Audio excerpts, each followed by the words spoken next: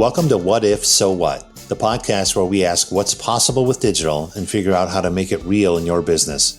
I'm Jim Hertzfeld. And I'm Kim Chopek. We're part of Perficient's digital strategy team, and today we'll ask what if, so what, and most importantly, now what?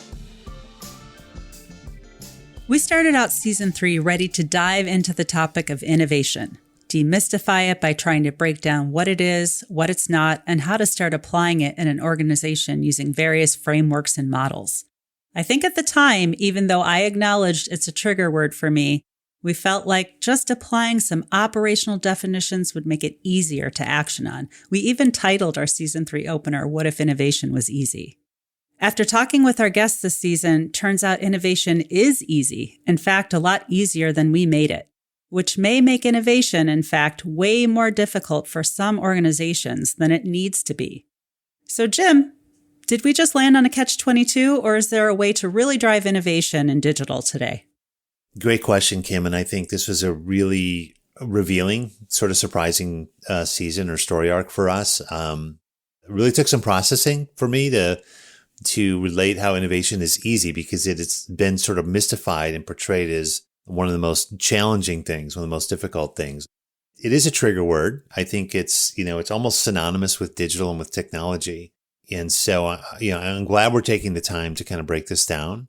Is there a catch-22? I suppose. A lot of organizations, and of course, this whole industry is built around making things complicated, Yes. unnecessarily, because, Yep. Where there's mystery, there's margin. But I think the bottom line for me, and it was just clarified or verified again, the bottom line for innovation is the bottom line. And, why does it even matter? And I think, what in this very special episode, in our recap episode, I think that's really what we're going to share today is, we really pulled out why the basics matter to the bottom line, why the bottom line matters to innovation.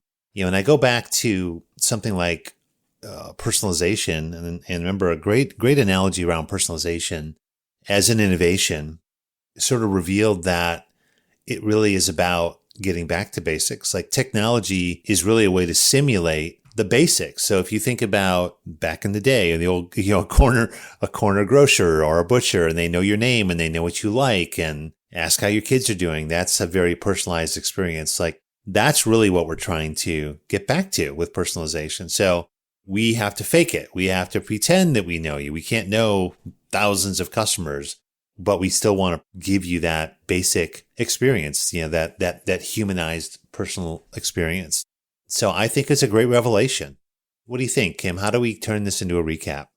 We had such great guests, and season 3 was really a banner season for our guests who were both very high profile and at the same time heads down, not afraid to get their hands dirty to drive innovation in their companies. And they all had a kind of a different spin on how they approached innovation. But I think overall, each one of them illustrated how the fundamentals need to be flawless to drive that innovation. So rather than hear more from us, because we talk a lot in our episodes, we want to revisit some comments on innovation. I think that really helped crystallize this getting back to basics approach, right? So Jim, who was your first standout? Well, a standout guest in a lot of ways was Mark Cuban. We're so excited to have him on the show this season. And, right away, the idea of getting your hands dirty. I mean, this guy's, he's a business person. He's an entrepreneur. I learned he started out coding, which is great. Yeah. Love to hear that.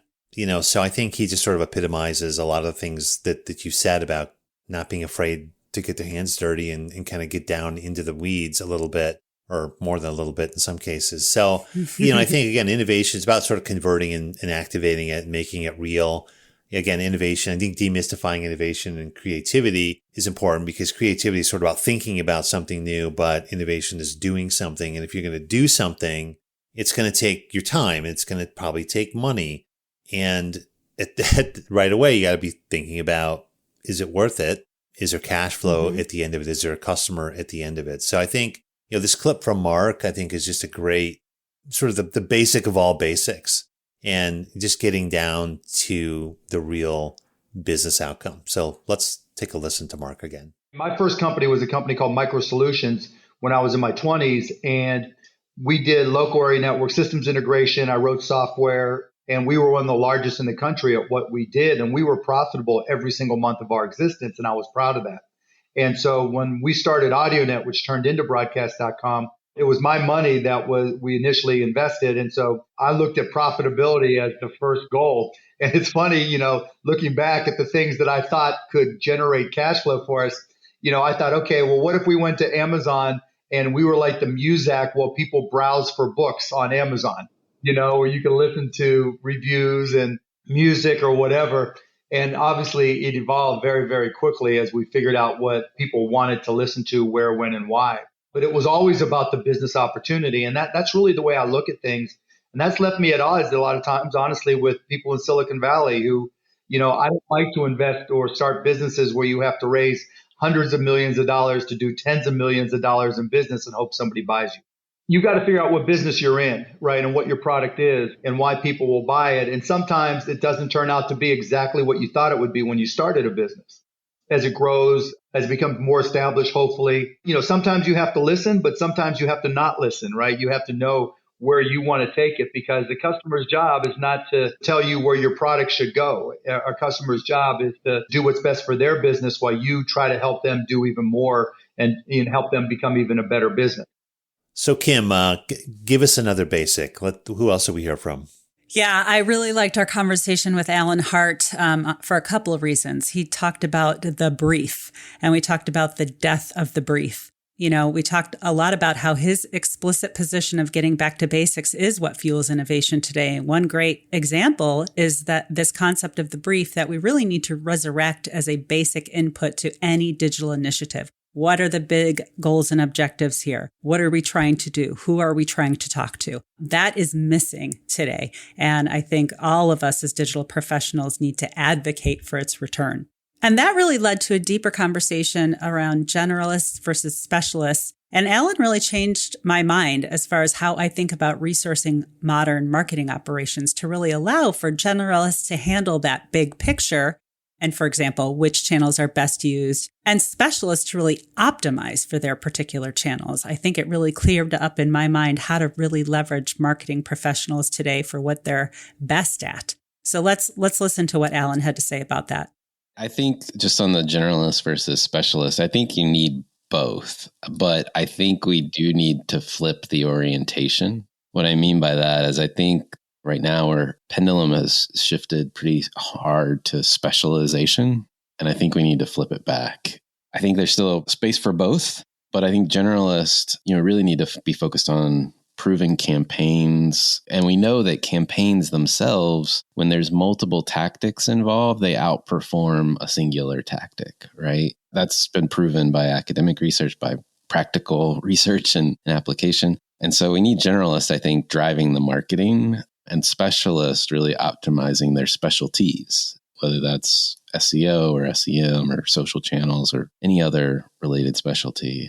They need to be the experts within that channel, but I think we need generalists driving the campaign development, if you will. So I love that clip because it really speaks to the basics of the basics and really leveraging, in some cases, the team you already have. And Jim, talking about basics, we also heard a lot about doing more with what you already have, right? Right. And this theme touched on so many things for me because, again, I think we see this with a lot of clients and a lot of organizations. So my clip is from Neil Hoyne from Google, but let me set it up a little bit because, this idea of working with what you have reminds me of my favorite comedian, George Carlin. And he has this great line where he said, a house is just a place to put your stuff while you go out and get more stuff. I'd love to do a George Carlin impersonation, but I can't. But it's kind of funny and it's ironic. And if you know George Carlin, it makes, he just makes, the senseless obvious and invisible. So sometimes, but the theme about what you have today is critical to me because I see a lot of organizations who kind of run into two things when they think about, not just innovation, but any kind of change. And I see a lot of roadmaps that are paralyzed. They want to make a move. They want to make a change. They want to build a roadmap, but they want to have all the information. They want to have all of the evidence. They want to have, all of the detail to be able to predict the future. And it can be paralyzing and it prevents you from taking any action. And, right. it's sort of like the perfect is the enemy of the good. We see that a lot of times, Yes. analysis paralysis, a lot of ways to look at it. But we also see a lot of big spend that are underutilized, a lot of big implementations that are underutilized. They aren't taken advantage of. We see big platforms and initiatives and moves that just, and it's either they not using what they have, or they find out that, well, I only needed 20% of what I built anyway. And so we see that all the time. And I think Neil makes a great point about data. So let's take a listen. Large companies have built entire teams, data science teams, around just capturing and mining more of this data. They haven't invested enough in actually applying this data to drive value to their business. So generally, when I look at companies and they present these elaborate plans for how they're going to digitally transform their customer data, you almost have to walk them back a step to say, no, you have enough as is. It's just you have to change the objective that you're tracking. So Kim, shifting gears a little bit, you and I have had a lot of client conversations lately about employee experience. So this is a great episode, and I know you've got a great insight around it. Yes, we focus a lot on driving great digital customer experiences, but what we rediscovered, especially now in our current historical context, is that you can't have good customer experience without having great employee experience. The better the employee experience, likely the better customer experience.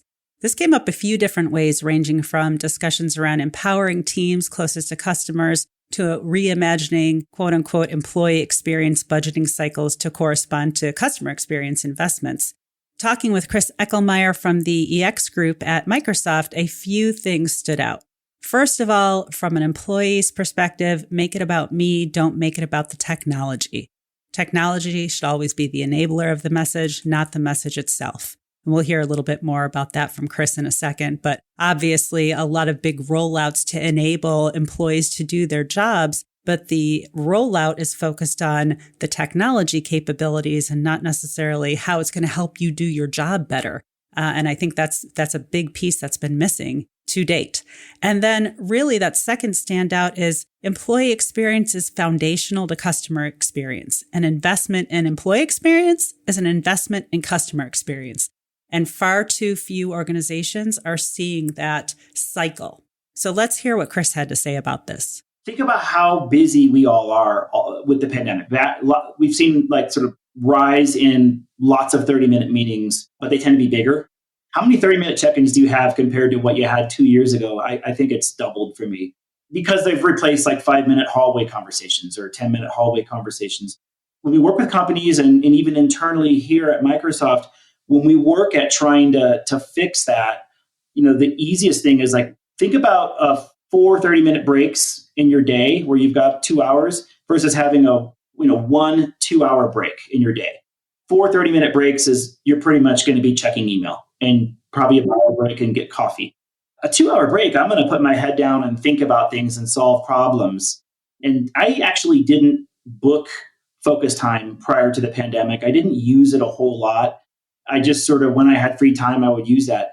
So I think these tools that we have now to help you block focus time has helped me as a seller and all of the Microsoft sellers really embrace it. And I'm seeing it at other customers where little things like that help us to be much more customer focused. So when we measure things like how much time are you spending as a person with customers, we actually can see more time spent with them now and less time in some of the internal talking about the business versus doing the business stuff. So just simple things like the habit of blocking focus time can make you more customer focused. So those were some great clips. We had such a great roster of guests this season, but we still need to answer the now what. So Jim, after all of season 3, what's your big now what? Yeah, that's a big question, Kim. There's so much happening here, and I just I want to play more clips, and I want more responses because one of the things I love about this is this reflection. And I think reflecting on this whole season and rethinking innovation and rethinking the basics, I'm excited and a little disappointed at the same time because what I was excited about was coming out with all kinds of new innovations. I am guilty of being enamored by technology. I wanted us to be flying out of the pandemic and the like with AI and machine learning, and we're going to pick up, where we left off with virtual anything, and automation and robotics and the whole thing. And the last couple of years have taught us a lot of things about the basics. Like, let's just take supply chain, for example. Let's take basic communications and collaboration and employee experience. But I think above all, when I think about where innovation is going to focus, it's going to be back to agility. And I think given more global events, I think that we're living through, is sort of the option to change your mind. And this is something I've heard a lot from clients just really this year, is the ramp up now is, I believe the innovations are going to be smaller. They're going to be more incremental. And it's about creating agility in the business, right? So how do I couple and decouple and try something new and change our mind? That's, I think, the option to change your mind. However it's done, as long as it's providing value, I think that's where I believe at a macro level, a lot of the innovations are going to be focused, at least in the next year or two. Again, aside from the basics, something they'll be looking for. I agree. And I think it's funny that you mentioned, why didn't we fly out of the pandemic with AI everything? Because my theory is it's back to employee experience. We could barely give our teams the tools they needed to do their jobs in a virtual world, let alone, layer on actual machine learning, AI capabilities, everything else that was trending before the pandemic. So my biggest now what from this season really has to do with that employee experience. I'm predicting that 2022 is the year of the employee in digital innovation. It's the most fundamental piece of operating a business. An organization needs to get it right today to unleash the potential of CX returns, to unleash the potential of those incremental innovations that you're talking about. And this covers everything from hybrid work models, digital tools to support these new work models, DE&I initiatives, just across the board. If you want to really drive innovation, start with your teams. They know what needs to be done. Right. I want to really kind of stress, I think we heard that from our guests, certainly, and we're seeing that in our day-to-day. We need to focus on some of these employee experience basics to combat the Great Resignation and really use it to fuel the upside of CX innovation that we did see during the pandemic. I do think we saw some pretty cool innovations that wouldn't have happened without the pandemic being the catalyst. So 2 questions to support this basic that you can ask today. Do you know what employee experience means in your organization? And do you understand the EX to CX thread? That's a great revelation, Kim, because I agree with you. I think I love to see EX coming back into it. Maybe that's just an innovation unto itself. But it's funny. The first thing I thought of is people will look at my calendar and I'm just in 30-minute meeting after 30-minute meeting. And they ask me, when does the work get done? I'm like, yeah, when does the work get done? I mean, exactly. And I think people are coming to that realization that innovation needs to happen. So again, another topic I wish we had another hour to talk about. I think we bring it all together though, Kim, and again, the overarching themes of this show is now what? What can I do today? Right. I actually want to throw in, if I can sneak in one more clip. I think, again, Neil Hoyne captured something. It was so great. And it's a theme that we talk about all the time. And it's this, that, a vision is great. Strategy is great, but vision without execution is a total daydream, right? It doesn't exist without actually execution. But if you're executing without that vision, it's a nightmare. Like, where are we going? Why are we doing it? But eventually you got to get moving. And so I'm going to leave us with this clip from Neil about how everyone should be thinking about what they're doing right now. And so when I look at the role of all these tools and techniques, I say that they're great, but they're nothing unless you can actually apply it. And one of the hardest lessons for companies to learn when it comes to their data is that they likely have a lot of great insights already with their people, with their analysts that are just having difficulty being bubbled up in their organization. And the second thing is that the target for improvement should never be a 6, 12, 18-month project. If you want to have those visions, by all means, have them. But tell me what you're going to do this week. And that's an interesting question to confront executives with because it seems almost trite. Like, what do you mean? What am I doing this week? So once again, I want to thank Neil and all of our guests. I love that advice that Neil gave us, just breaking out to the basics in virtually everything he shared with us. So I think with that kind of wraps up season 3. Again, in this show, our seasons are kind of interesting for us. They're really more around story arcs. We've taken these white noise words like digital and strategy and innovation. Kim, I think you called it a trigger word. Yep. You might want to see somebody about that one. But yeah, they are trigger words for us, right? Because they invoke a lot of interpretations, and we really want to bring the value forward. So we also want to know what else is there. So you've heard about digital, you've heard about strategy, you've heard about innovation.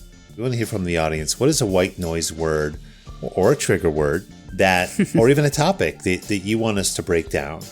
We're going to share a link in the show notes. Check it out and give us some feedback on a topic or a white noise word that you'd like to hear us talk about and address in season 4.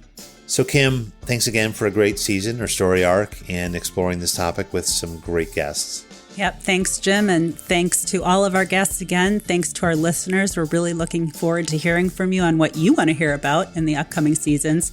Please continue to subscribe, rate, and review on your favorite platform and keep asking what if, so what, and now more than ever, now what? You've been listening to What If, So What? The digital strategy podcast from Perficient with Jim Hertzfeld and Kim Chopek. We want to thank our Perficient colleague, JD Norman, for our music today. Subscribe to the podcast and don't miss a single episode. You can find this season along with show notes at perficient.com. Thanks for listening.